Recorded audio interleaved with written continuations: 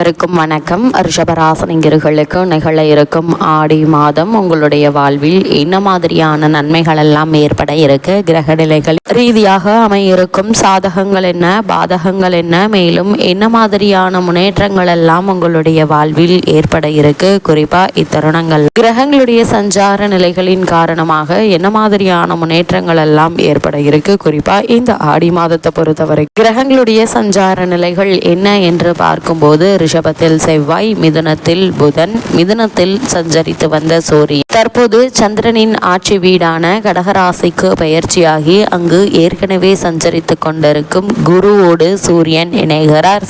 சுக்கிரன், கேது, அதே போல கும்பத்தில் ராகு, மீனத்தில் சனி என இந்த கிரகங்களுடைய சஞ்சார நிலைகளின் காரணமாக ரிஷபராசினியர்களுக்கு மேலும் என்ன மாதிரியான முன்னேற்றங்கள் எல்லாம் ஏற்பட இருக்கு என்பது குறித்தான முழுமையான பதிவு தான் இந்த வீடியோல நம்ம விரிவா பார்க்க போகிறோம். அந்த வகையில் ரிஷபராசியை சேர்ந்த கிருத்திகை 2ஆம் பாதம் முதல் ரோகிணி, மிருகஸ்ரீஷம் 2ஆம் பாதம் வரை உள்ள நட்சத்திரக்காரர்களுக்கு மேலும் என்ன மாதிரியான நன்மைகள் எல்லாம் ஏற்பட இருக்கு என்பதை பற்றி பார்க்கும் முன்னர் ஆடி மாதத்தினுடைய சிறப்புகளையும் சற்று தெரிந்து கொள்வோம். தமிழ் மாதங்களில் ஆடி மாதத்திற்கு தனி சிறப்பு உண்டு. காரணம், ஆடி மாதம் என்பது அம்மனுக்குரிய மாதமாக கருதப்படுகிறது. ஆடி மாதம் என்றதும் நம் நினைவுக்கு வருவது அம்மன் ஆலயங்களில் ஊற்றப்படும் கூழும், தெருவுக்கு தெரு இருக்கும் அம்மன் கோவில்களில் ஒலிக்கும் அம்மன் பாடல்களும் தான். அந்த அளவுக்கு ஆன்மீக சிறப்பு வாய்ந்த மாதமாக ஆடி மாதம் உள்ளது. ஆடி மாதத்தை சக்தி மாதம் என்றும் அம்மன் மாதம் என்றும் அழைப்பதுண்டு.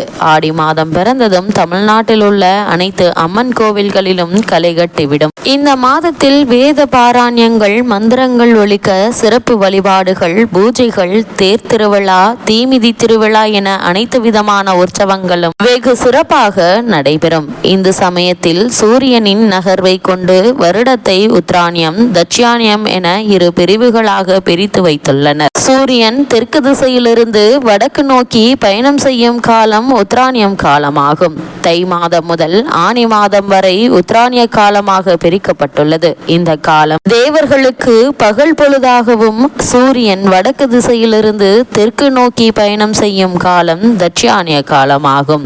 ஆடி மாதம் முதல் மார்கழி மாதம் வரை தட்சியாயன காலமாக பிரிக்கப்பட்டுள்ளது. இந்த 6 மாதமும் தேவர்களுக்கு இரவு பொழுதாகும். தட்சியாயன காலம் தொடங்கும் ஆடி மாதத்தில் சூரியனின் ஆற்றல் அதிகமாக வெளிப்படும் என்கிறார்கள். அதனால்தான் ஆடி மாதத்தில் மந்திரங்கள், வேத பாராயணங்கள், ஜெயங்கள் ஆகியவற்றிற்கு அதிக சக்திகள் உள்ளன. உத்திராயண காலத்தில் சூரியனிலிருந்து வெளிப்படும் கதிர்களை விட தட்சியாயன காலத்தில், அதாவது ஆடி மாதத்தில் சூரியனின் ஒளிக்கதிர்கள் விவசாயத்திற்கு உகந்ததாக இருக்கும். இதன் காரணமாகவே ஆடி மாதத்தில் விதை விதைப்பதை முன்னோர்கள் மேற்கொண்டனர்.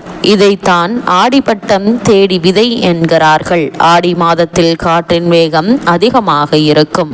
அந்த சமயம் தூசிகள் மூலம் நோய்கள் பரவ அதிக வாய்ப்புள்ளன. எனவே வேப்பிலை, மஞ்சள் கொண்டு அம்மனை வழிபடுவதும், உடலுக்கு குளிர்ச்சி தரும் கூழ் ஊற்றுவதும் பாரம்பரிய முறையாக கடைபிடிக்கப்பட்டு வருகிறது. மேலும் ஆடி மாதத்தில் தென்மேற்கு பருவமழை பெய்யும். இதனால் விவசாயம் செழித்து மக்கள் மகிழ்ச்சியாக இருப்பர். இதற்கு நன்றி தெரிவிக்கும் வகையில் ஆடி மாதத்தில் அம்மனுக்கு சிறப்பாக வழிபாடுகள் நடத்தப்படுகின்றன.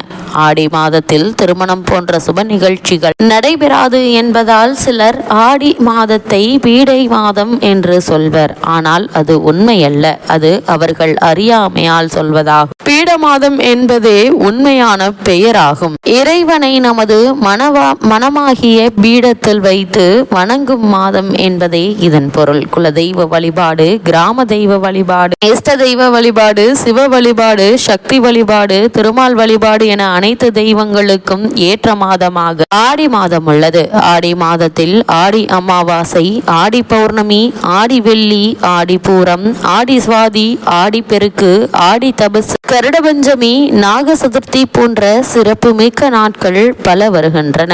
மேலும் ஆடி மாதத்தில் தான் பெண்கள் மட்டும் வழிபடும் ஔவையார் நோன்பும் கடைபிடிக்கப்படுகிறது. இத்தகைய சிறப்பு வாய்ந்த ஆடி மாதத்தில் முதல் நாளிலேயே அருகிலுள்ள அம்மன் கோவிலுக்கு சென்று அம்மனை வழிபடுவது மிகவும் சிறந்தது.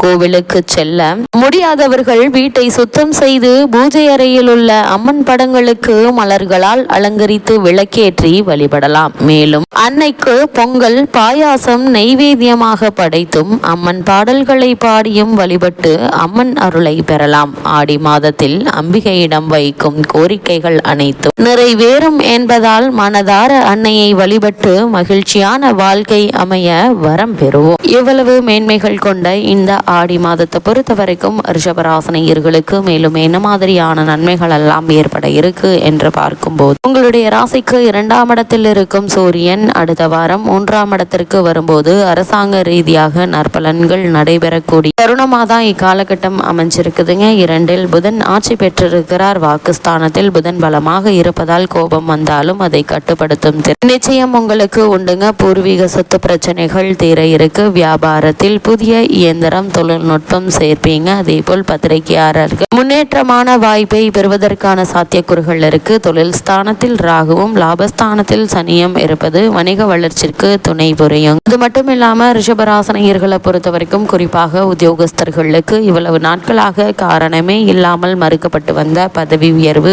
ஊதிய உயர்வு, உத்தியோகத்தில் கிடைக்க வேண்டிய சலுகைகள் ஆகியவற்றை இப்போது நீங்கள் தாராளமாக எதிர்பார்க்கலாம். நல்ல ஒரு முன்னேற்றம் நிச்சயம் உங்களுடைய வாழ்வில் ஏற்பட இருக்கு. பத்திரிகையாளர்கள் முன்னேற்றமான வாய்ப்பை பெற இருக்கீங்க. இப்படிப்பட்ட சந்தர்ப்ப சாதகங்களை பெற்றுக்கொள்வது நல்லது. தொழில் ஸ்தானத்தில் ராகுவும் லாபஸ்தானத்தில் சனியும் இருப்பது வணிக வளர்ச்சிக்கு துணை புரியுங்க. போதுமான அளவு லாபம் கிடைப்பதால பொருளாதார ரீதியான பின்னடைவுகள் ஏற்படுவதற்கான வாய்ப்புகள் இல்லைங்க. இந்த மாதிரியான முயற்சிகளை நீங்கள் மேற்கொண்டால் நிதி நிறுவனங்களுடைய ஆதரவும் உங்களுக்கு ஒத்துழைப்பும் நிச்சயம் கிடைக்க இருக்கு என்பதால் அதற்கான முயற்சிகளை நீங்கள் தாராளமாக மேற்கொள்ளலாம். நல்ல ஒரு முன்னேற்றம் நிச்சயம் உங்களுடைய வாழ்வில் ஏற்பட இருக்கு. இருந்தாலும் உத்தியோகத்தில் இருப்பவர்களுக்கு சங்கடங்கள் வரலாங்க. பழிச்சொல் ஏற்படலாம். கவனம் தேவைங்க. ராசியில் செவ்வாயும் வாக்குஸ்தானத்தில் சூரியனும் இருப்பதால் ஜாக்கிரதையாக பேச வேண்டும். கணவன் மனைவி உறவுகள் ஒருவருக்கொருவர் விட்டு கொடுத்து செல்ல வேண்டுங்க.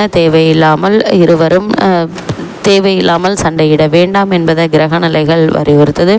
வருமானம் நல்லபடியாக வந்தாலும் அதையும் தாண்டி செலவுகள் முன் வந்து நிற்குங்க. இந்த மாதிரியான நேரங்களில் தேவையான செலவுகளை மட்டும் மேற்கொண்டு அனாவசிய செலவுகளை தவிர்த்து கொள்வது நல்லதுங்க. சேமிப்பதற்கு கஷ்டப்பட வேண்டி இருக்கும். இருந்தாலும் இன்று கஷ்டப்பட்டு நீங்கள் சேமித்து வைத்து கொண்டால் பிற்காலத்தில் உங்களுக்கு தேவையான பொழுது அது நிச்சயம் உதவும் என்பதை கிரகநிலைகள் உங்களுக்கு முன்கூட்டியே எடுத்துக்காட்டுது. எடுத்தோம் கௌத்தோம் என இல்லாமல் பொறுமையாக நிதானமாக முயற்சிக்கும் போது நல்ல ஒரு முன்னேற்றத்தை இப்போது நீங்கள் தாராளமாக எதிர்பார்க்கலாங்க. நிச்சயம் நல்ல ஒரு முன்னேற்றம் ஏற்பட இருக்கு. திருமண சம்பந்தமான முயற்சிகளை மேற்கொண்டு வரும் ரிஷபராசினியர்களுக்கு சிறு முயற்சியிலேயே நல்ல ஒரு வரன் அமையுங்க. இருந்தாலும் கூட வரனை பற்றி தீர விசாரித்து ஆராய்ந்து அதற்கு பிறகு வரனை நிச்சயிப்பது உங்களுடைய எதிர்கால வாழ்க்கைக்கு மிக நல்லது என்பதை கிரக நிலைகள் மீண்டும் மீண்டும் உறுதியளிக்குதுங்க. இக்காலகட்டத்தை பொறுத்த வரைக்கும் ரிஷபராசினியர்களுக்கு கிரக நிலைகளின் ரீதியாக கூறப்படும் பரிகாரம் என்ன என்று பார்க்கும்போது, வாரம் ஒரு முறை வாயில்லா ஜீவனுக்கு உணவு தாருங்கள். எண்ணற்ற நன்மைகள் நிச்சயம் உங்களுடைய வாழ்வில் ஏற்படும்.